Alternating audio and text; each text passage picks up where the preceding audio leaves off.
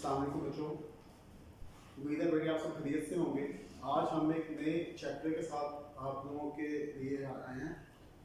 Chapter number 2 है जी हमारी आईकॉम सेकेंड ईयर की बुक का।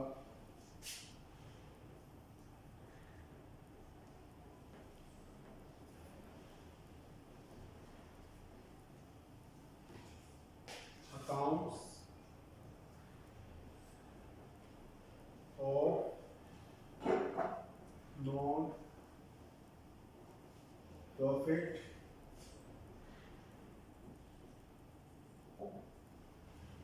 Making organisation. Accounts of non profit making organisation. बेटा इस चैप्टर में बात करने से पहले हम बात करेंगे एक्टिविटीज के बारे में। बेटा एक्टिविटी किसी भी काम का होना, किसी भी काम का होना ये कहलाता है एक्टिविटी कहलाता है। बेटा ये एक्टिविटीज जो होती है ये दो तरह की होती है। एक जिन्हें हम कहते हैं बेटा कि वो तमाम काम जो इंसान सर अंजाम देता है उन तमाम एक्टिविटीज को हम कहते हैं कि हमारी ह्यूमन एक्टिविटीज है। ह्यूमन। और कुछ एक्टिविटीज ऐसी होती हैं जिनका इंसान से कोई अमल दखल नहीं होता। धूप का निकलना, बारिश का होना, बादल का निकलना, सर्दी का कम होना, सर्दी का ज्यादा होना, ये इंसान के अमल दखल में, इंसान के इख्तियार में नहीं है। तो बेटा ऐसी एक्टिविटीज जिनमें इंसान का अमल दखल नहीं होता, ऐसी एक्टिविटीज को हम क्या कहते हैं जी? नॉन ह्यूमन एक्टिविटीज कहते हैं। अब बेटा हम बात करेंगे ह्यूमन एक्टिविटीज की, इंसानी सरगर्मियों की। आप खाते हैं, पीते हैं, सोते हैं, जागते हैं, आप कुरान पाक की तिलावत करते हैं, आप नमाज पढ़ते हैं, आप टेलीविजन देखते हैं। ये सब वो काम हैं जो इंसान कर रहा है ना। तो वो तमाम काम, वो तमाम एक्टिविटीज जिसमें इंसान का अमल दखल होता है, ऐसी एक्टिविटीज को हम क्या कहते हैं जी? ह्यूमन एक्टिविटीज कहते हैं। अब जब हम ह्यूमन एक्टिविटीज की बात करते हैं तो बेटा ह्यूमन एक्टिविटीज जाके दो हिस्सों में बांटेंगे। एक, कुछ ऐसी एक्टिविटीज होती हैं जिनका मकसद इंसान की जिंदगी की जरूरियात से होता है। लाइक जिनका ताल्लुक इंसान के रोटी से होता है, कपड़े से होता है या मकान से होता है। अब डेफिनेटली रोटी, खाना खाना है, पैसे चाहिए, लिबास पैसे चाहिए, मकान पैसे चाहिए। यानी कि हम सिंपली ये कह सकते हैं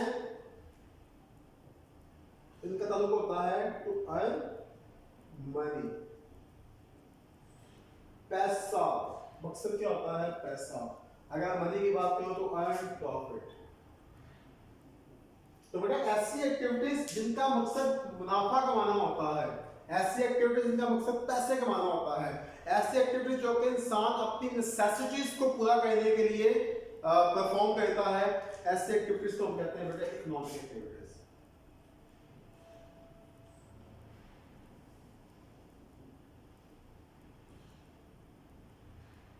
बेटा इकोनॉमिक एक्टिविटीज दो तरह की होती है। एक, या तो बेटा वो एक्टिविटीज लीगल होती है। लीगल का मतलब ये है कि उन एक्टिविटीज को करने की कानून इजाजत देता है। तो बेटा अगर लीगल इकोनॉमिक एक्टिविटीज होगी तो बेटा these activities are called as business. तो हम उन एक्टिविटीज को क्या नाम देंगे बेटे? बिजनेस का नाम देंगे, कारोबार का नाम देंगे। और अगर एक्टिविटीज लीगल नहीं है, मतलब मुल्क का कानून उन्हें करने की इजाजत नहीं देता, तो बेटा ऐसी एक्टिविटीज को हम लीगल नहीं कहेंगे, ऐसी एक्टिविटीज को हम क्या कहेंगे बेटे? इल्लीगल कहेंगे, इल्लीगल एक्टिविटीज कहेंगे। इसमें स्मगलिंग आ जाती है आपसे, ठीक है ना? यानी कि ये वो तमाम एक्टिविटीज हैं जिनका मकसद नफा कमाना तो है, लेकिन उन्हें करने की कानूनी इजाजत नहीं देता। याद रखिएगा बेटा एक बात ये जो इलीगल एक्टिविटीज होती हैं इन्हें हम बिजनेस नहीं कह सकते। बिजनेस में सिर्फ वही एक्टिविटीज आएंगी जो क्या है legal. Only legal activities will be called as business. जो लीगल एक्टिविटीज वो क्या कहलाएंगी हमारी बिजनेस कहलाएंगी। अब बेटा बिजनेस का मकसद क्या है मुनाफा कमाना। तो डेफिनेटली हर बिजनेसमैन ये जानना चाहता है कि उसके बिजनेस में कितना प्रॉफिट हुआ कितना लॉस हुआ।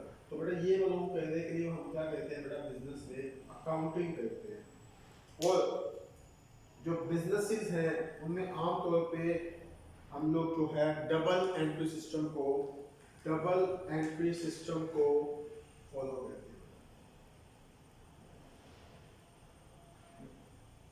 Double entry.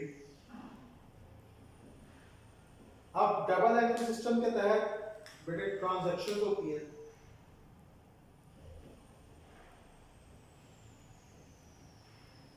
ट्रांजैक्शन से बेटे हम वाउचर तैयार करते हैं।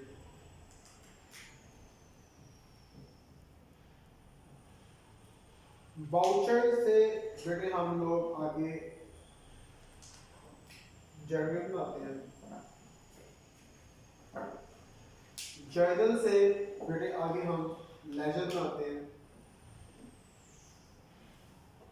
लेजर से बेटे हम आगे ट्रायल बैलेंस बनाते हैं।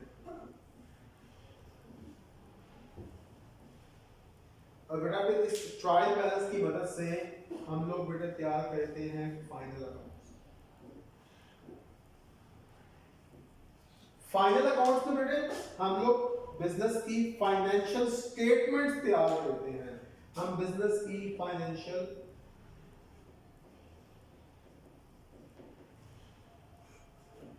ये फाइनेंशियल स्टेटमेंट्स हम लोग बनाते हैं दो मकसद के लिए। दो मकसद होते हैं इनके। पहला मकसद होता है हमने ये मालूम करना होता है कि बिजनेस के रिजल्ट्स क्या हैं।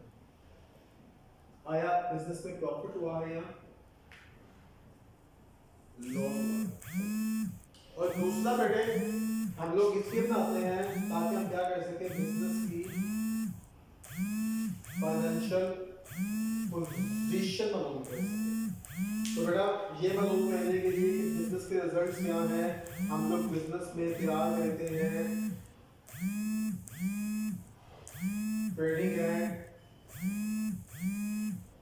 Profit and loss account. और ये मालूम करने के लिए कि बिजनेस की पोजीशन क्या है हम लोग तैयार करते हैं बेटे बिजनेस में बैलेंस शीट।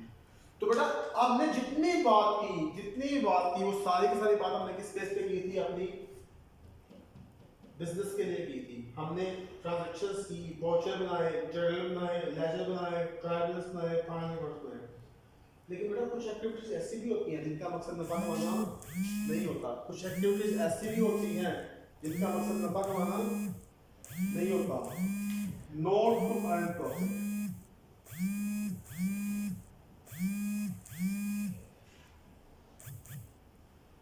तो अगर मकसद नफा कमाना नहीं है तो मकसद क्या होगा बेटे। मकसद होता है to do good to the society. मुआशरे के लिए कुछ अच्छा करना होता है। किसके जरिए बेटा वेलफेयर एक्टिविटीज के लिए। वेलफेयर इसका मतलब मैं कहूंगा कुछ एक्टिविटीज ऐसी होती हैं जिनका मकसद पैसा नहीं होता, जिनका मकसद क्या कहते हैं मुनाफा कमाना नहीं होता, बल्कि इनका मकसद क्या होता है माशरे के लिए अच्छा अच्छा करना होता है। किसके जरिए कुछ वेलफेयर एक्टिविटीज के जरिए। तो बेटा ऐसी एक्टिविटीज को हम कहते हैं नॉन इकोनॉमिक एक्टिविटीज।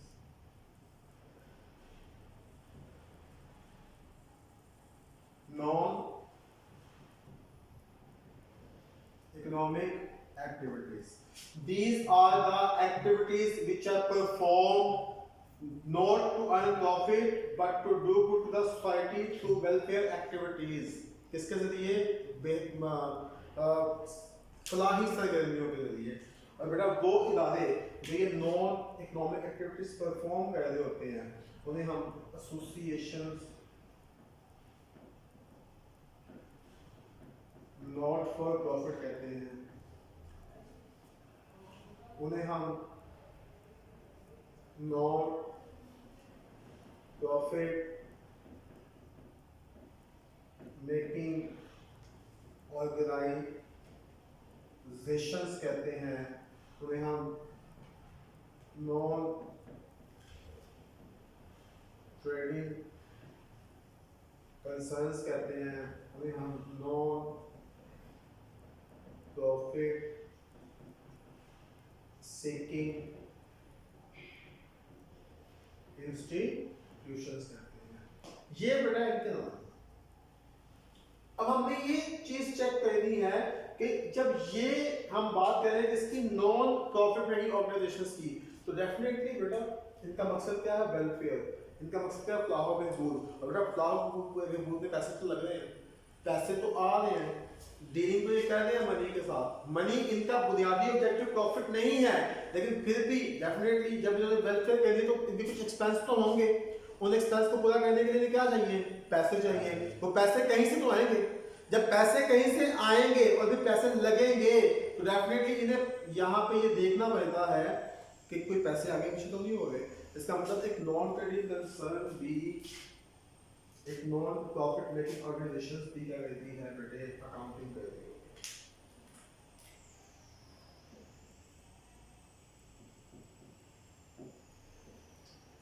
और बेटा ये जो अकाउंटिंग कर रहे होते हैं, ये अकाउंटिंग ये कर रही होती है अंडर द, याद रखिएगा जो बड़ी बड़ी नॉन प्रॉफिट मेकिंग ऑर्गेनाइजेशन हैं उनके जो अकाउंट्स हैं वो प्रॉपर तरीके से डबल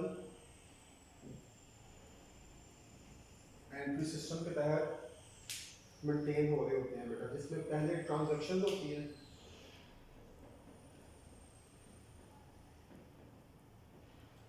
ट्रांजैक्शन से बेटे हम वाउचर तैयार करते हैं, वाउचर से बेटे हम लोग जर्नल बनाते हैं, जर्नल से बेटे हम लोग फिर लेजर बनाते हैं,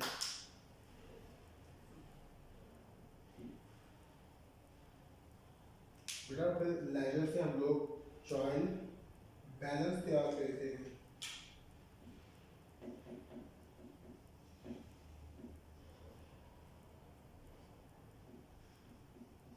बेटा फिर उस ट्रायल बैलेंस की बुनियाद पे, उस ट्रायल बैलेंस की बेस पे हम क्या तैयार करते हैं बेटे? फाइनल अकाउंट्स तैयार करते हैं। हम लोग इसमें भी क्या तैयार करते हैं? फाइनल अकाउंट्स तैयार करते हैं। हम लोग इसमें जब हम इसमें फाइनल अकाउंट्स तैयार करते हैं तो बेटा ये यहाँ पे यहाँ मैंने बात की ना फाइनल अकाउंट्स की, तो हमने कहा जी हम लोग इसमें क्या बनाते हैं? Trading and profit and loss account. इसमें क्या बनाते हैं? Balance sheet. क्यों? क्योंकि इसका मकसद ये मालूम करना है कि बिजनेस में प्रॉफिट कितना हुआ, बिजनेस में लॉस कितना हुआ। लेकिन चूंकि एक नॉन ट्रेडिंग कंसर्न का मकसद ये मालूम करना नहीं है, ये जानना नहीं है कितना प्रॉफिट हुआ कितना लॉस हुआ। सो बेटा ये trading and profit and loss account नहीं तैयार करते, बल्कि बेटा ये इसकी जगह पे एक दूसरा अकाउंट तैयार करते हैं, and that account is called as income and expenditure account.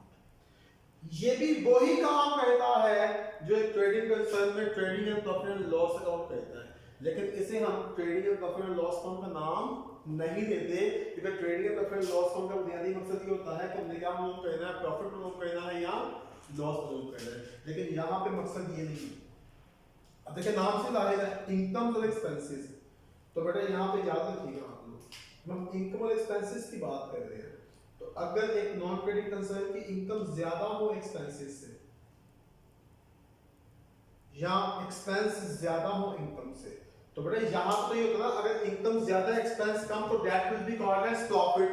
यहां हम इसे प्रॉफिट का नाम नहीं देंगे, that will be called as surplus. इसे हम क्या कहेंगे बेटे? सरप्लस कहेंगे।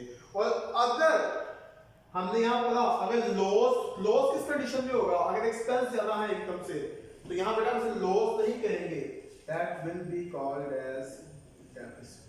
इसका मतलब सरप्लस आएगा और डेफिसिट आएगा। और सेकंड जो बेटा यहाँ पे अकाउंट बनता है वो बनता है बैलेंस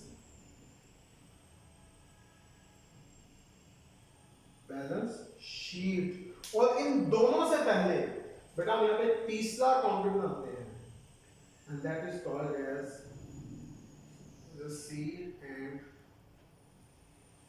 पेमेंट अकाउंट। तो बेटा हमने बात की नॉन प्रॉफिट मेकिंग ऑर्गेनाइजेशंस की। हमने कहा कि इनका मकसद मुनाफा कमाना नहीं होता, लेकिन चूंकि पैसा आ गया है, फंड्स आ गए हैं, तो डेफिनेटली उन फंड्स को मेंटेन करना होता है, उन फंड्स को रिकॉर्ड करना होता है। एक शख्स उस फंड्स के लिए क्या है आगे जवाबदेह भी होता है। तो हम उसके लिए क्या कहते हैं बेटा अकाउंटिंग कहते हैं। जो बड़े हमारे एसोसिएशन हम प्रॉपर रेगुलेटरी सिस्टम के तहत चलते हैं, ट्रांजैक्शंस होती हैं, वॉचर होते हैं, फाइनल अकाउंट्स भी बनते हैं। लेकिन यहाँ पे जो फाइनल अकाउंट्स बनते हैं उनका मकसद ट्रेडिंग कंसर्न वाला नहीं होता। यहाँ पे जो फाइनल अकाउंट्स बनते हैं उसमें रिसीट्स से पेमेंट अकाउंट बनता है, उसमें इनकम एंड एक्सपेंडिचर अकाउंट बनता है, उसमें बैलेंस शीट बनती है। और अगर इनकम ज्यादा है एक्सपेंस से तो that difference is called surplus, और अगर एक्सपेंस ज्यादा है इनकम तो that difference is called as deficit. तो ये इसका डीप इंट्रोडक्शन था एक नॉन ट्रेडिंग कंसर्न्स क्या होती है और उनके अकाउंट्स कैसे मेंटेन होते हैं। कल इंशाअल्लाह इससे हम आगे बात करेंगे। अल्लाह ताला हम सबको आसानियां दे और दूसरों के लिए आसानियां पैदा करने की तौफीक अता फरमाए। अल्लाह हाफिज़।